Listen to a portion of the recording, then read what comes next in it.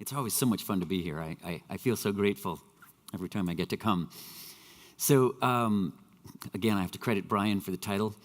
High torque, low RPM motors as a key enabler of quiet and efficient flight. And fortunately, the talks preceding this have been enormously helpful, especially where this one is weak in the technical depth of noise, for an example.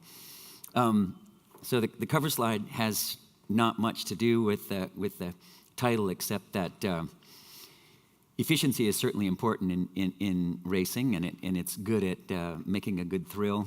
But what really matters is just like the previous discussions, the quietness, if it's going to be successful and ubiquitous as we hope. All right. So I'm just going to talk about who I am really quickly, and then on the effect of the low RPM motors. A little bit of it is about what large commercial aircraft we see doing, and that's not from an insider's perspective, but from an outsider's perspective. And then the effect of high efficiency and high torque and low RPM on the quiet takeoff and cruise.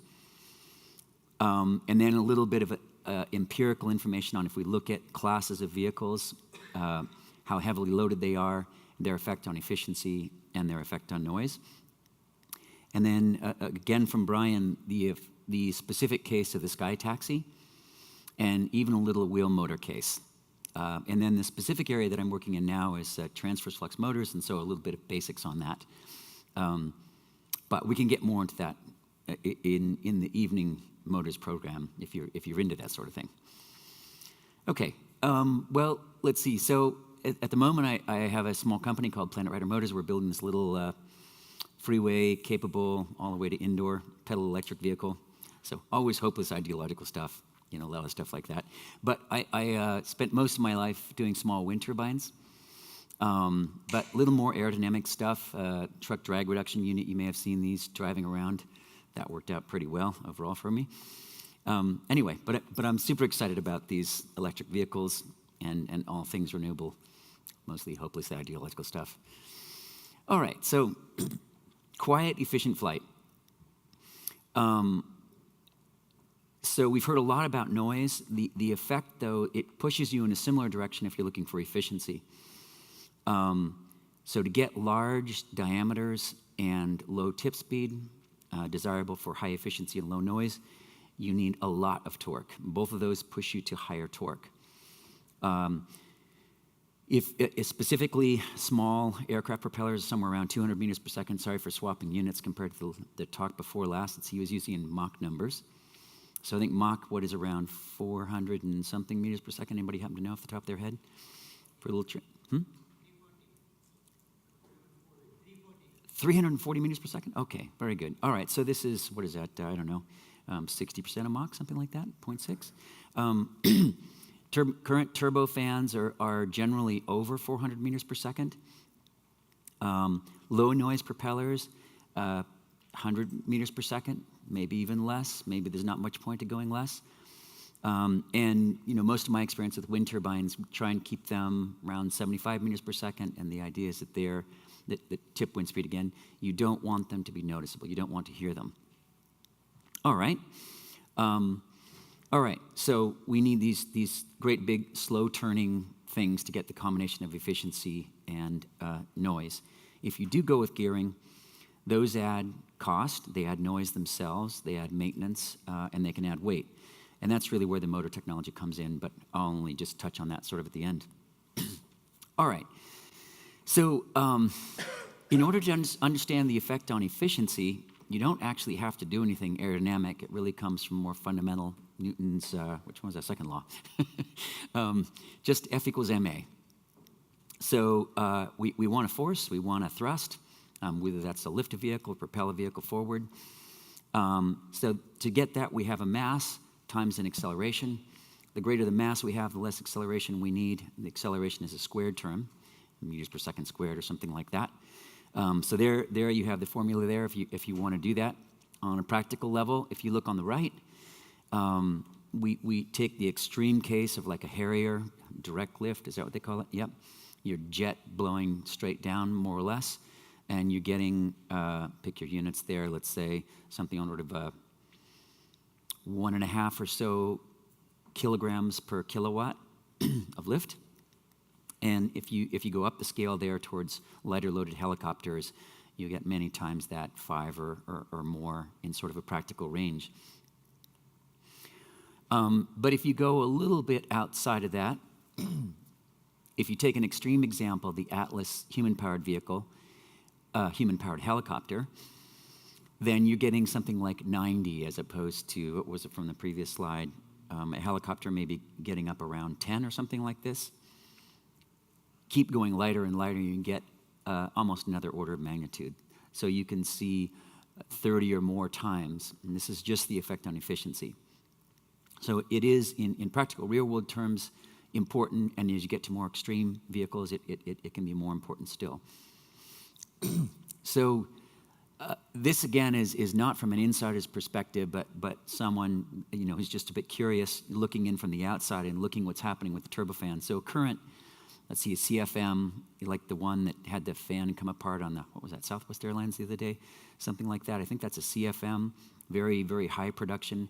I believe those in the range of about 5-to-1 bypass. So what that means is you have the air being sucked into the jet engine, and some of the thrust comes from being blown out that, but you have this basically a ducted propeller on the front, and about 5 times the air is going around there. So for both noise and efficiency reasons, we see those being pushed farther and farther. The most extreme case that I can find that is in production right now is that Pratt & Whitney 1000G, which is very, very new, with 15-to-1, so 5 times the air is going through this fan as compared to the jet. 3 times higher ratio than sort of a current jet that way. And the effect on noise, both noise and efficiency, is very, very strong. And they're sort of pushing this as far as they can. Well, and as you see from the graph on the lower right there, I need a little laser there.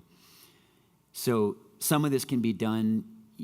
You start to, if here's our current turbofans, if you try and push it larger in fan size, the RPMs are too high and you can't do enough with the propeller geometry. But as soon as you get to geared, and I think the Pratt & Whitney is maybe a 3-to-1. If anybody knows better, feel free to speak up. 3-to-1 gear reduction, so that now your fan can spin a third of the speed it was, and you can design a much more appropriate fan for that. Don't they look cool too? Anyway, so, but this is a huge shift, and the effect on both noise and efficiency is dramatic. So instead of being the tips of those fans, instead of being 400, 450 meters per second, way over Mach 1, they're under 300 on an effect like that. And I think someone was pointing out that the 737, I don't know what, it doesn't have this Pratt & Whitney. It's, I believe, a bit, well, I'm not sure about that. But the 737 is quieter now than a little general aviation plane taking off. That's really a profound fact. I didn't know that. All right, now, and to take it even further, we saw some, sort of directions like this earlier, but way back in the oil shocks of the late 70s and early 80s, when efficiency was it was profoundly important. We were looking at much more critical factors there. GE and others looked into these.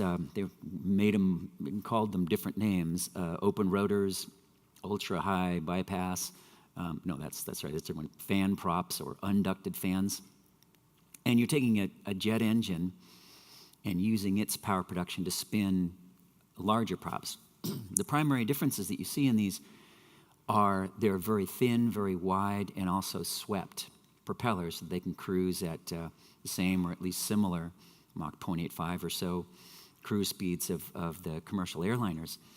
So these are even more extreme, but they can be 50 or higher if you want to call it that bypass range. You get another, basically you get more efficient thrust.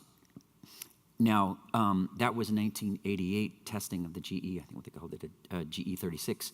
But just at the end of last year, we see starting testing of a very similar device, a modern one. So maybe this time they'll make it, I don't know. But they also look pretty cool, eh? All right, so now back again to practical. Brian's, Dr. Seeley's example. Sorry for stealing another picture there. And actually, Brian was good enough to send me some specific information, which I was able to quote here. Because the problem can be, you've got to sort of look at the holistic problem. In this case, Brian examined between 4 feet and 14 feet, looking for a fixed amount of thrust, in this case, 600 pounds.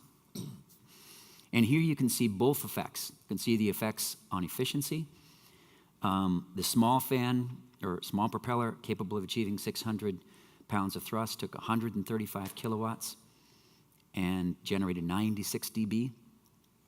And on the other end, 14-foot propeller, taking around about half that in power, so a very dramatic effect on energy.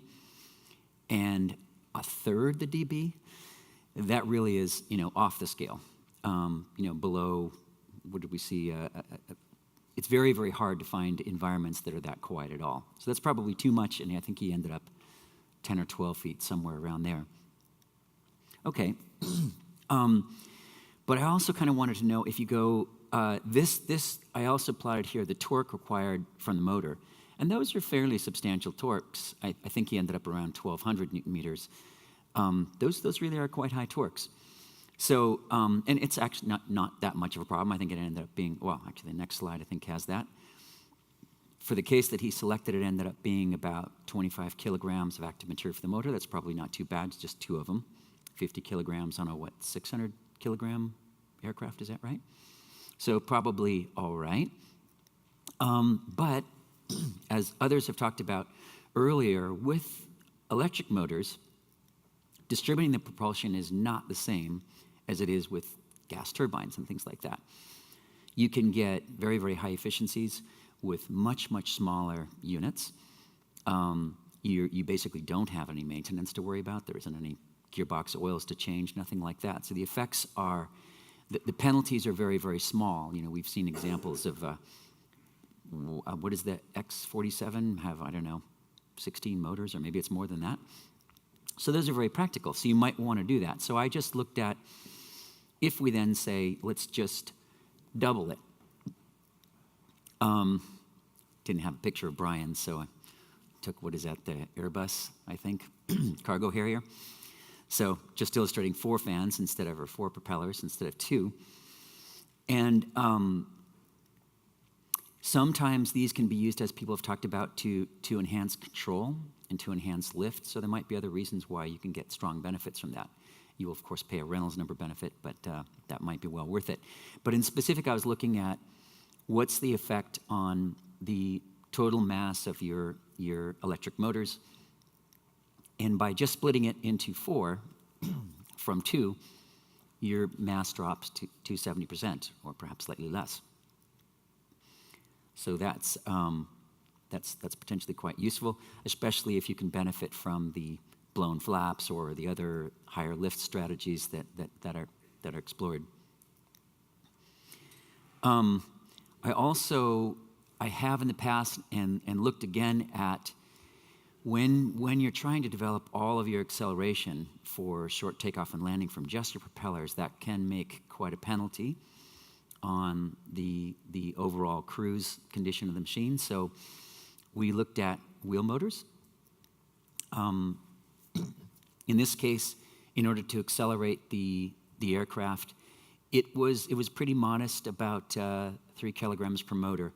It's a bit less now, and I didn't revise the sheet like that, but that might be a nice trade-off and allow you to do better overall on the cruise. But again, for you aircraft designers, you get to have all that fun. Me, it's just all right.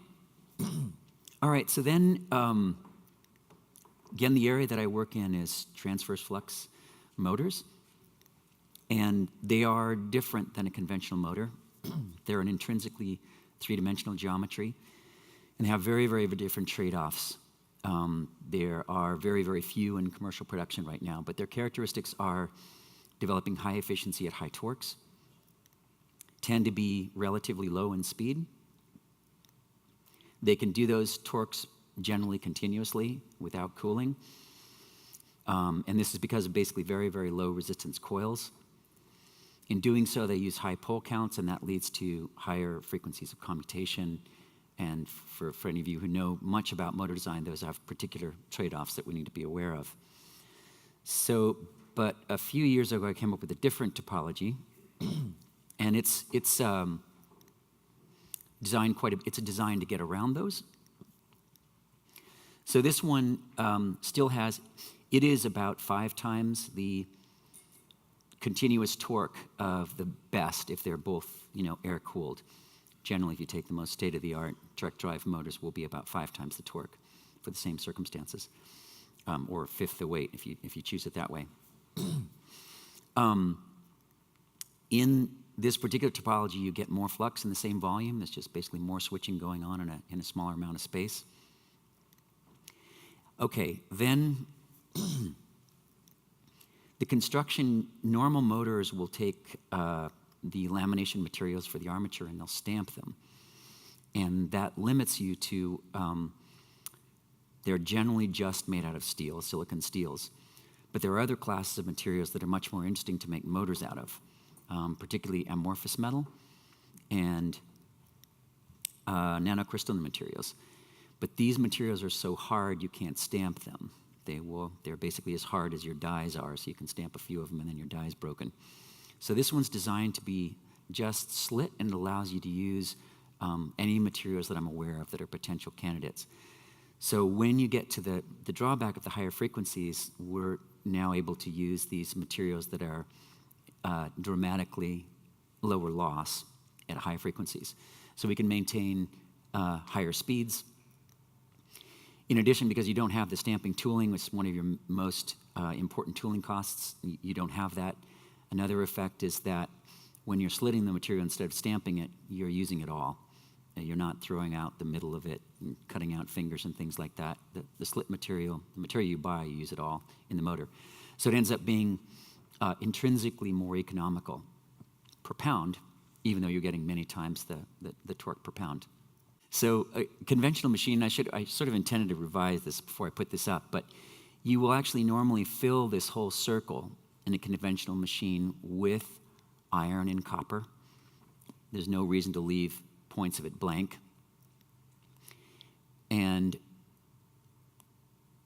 of course, you just spin around there. This is a 4-pole machine. And if you want to go to a higher pole count to get a higher torque constant, there are some secondary effects to why you might want to do that. What I wanted to do was revise this so that you're still occupying the same space, but because you only have a fixed amount of space, now you're having to divide that same circle, and you have less room for copper, so you have smaller cross-sectional area wire, and the wire has to thread through a longer distance. So you're increasing your torque and voltage constant, sorry to use those technical terms, but your resistance is going up along with it. So there are secondary effects which are pretty important, but this is very, very different than this topology. All right. So this is sort of what it looks like in a somewhat high pole count case, a 48 pole electric bike case. So instead of taking this, where you have one circle and you're dividing it up among the number of poles and making the trade-off between the amount of area for copper and the amount of iron, instead we start with just a circle of copper, just a coil of copper wire, and in cross-section there we wrap the flux path around the copper. So instead of taking the copper and wrapping the pole, iron, and wrapping the poles around it, we start with just a circle of copper and we wrap the flux path around it. And then that would be your rotor, and it's alternating a field going back and forth around that copper coil. Okay, but so when we change the number of poles, there's no effect on the area for copper. This area here is independent. The poles are occurring in this other dimension coming out to us. So if we double the number of poles, there's no effect on the area for copper, but the voltage and torque constant have doubled. So we actually only need half the number of turns. We have the same area, so we can use twice the thickness of copper. So we have the square root of the resistance, just the opposite of what happens, first order anyway, on an ordinary machine. So it is a fundamentally very, very different thing. So these are the very good things about it. The most difficult thing about it is everything's different, and so you can't rely on much of what's been done. And the analysis is very, very difficult, and the constructions have to be quite different, and you have to work all that stuff out, sort of like starting over with motors, I don't know, 150 years ago or something like that. So a little bit, again, about basics about electric motors in general. The power into the electric motor is the current and voltage. And what you get out are on this side are the torque and the speed, the shaft torque and the shaft speed. That's what you want. The losses, there's a tiny bit of friction, bearings and windage and things like that, and then the iron losses, which we just spoke of, and then the coil losses, which are, in the case of this motor, these can be somewhere around 1% of what they would be for an ordinary in a favorable case. So it's not subtle, it's quite dramatic. So producing the same torque, you may have something like 1% of the dissipation in your coil. As I mentioned, though, in this case, we also address the iron losses by being able to use extremely low loss materials that conventional constructions can't take advantage of. All right, so sorry, getting a little bit technical here. So when you increase the number of poles, you increase your voltage and torque constant. But at the same time, when you increase the number of poles, you're increasing electrical frequency, and that increases the losses of the iron. So it's important to have materials that are better. But the trend on the coil resistance is the opposite with the transverse flux machine. All right, so we have, anyway, that's fundamentally what if you're interested in this, the dinner tonight, I can get in as much depth as you like, and that can actually be pretty fun, but I don't want to bore you all too much. And that's my talk for today.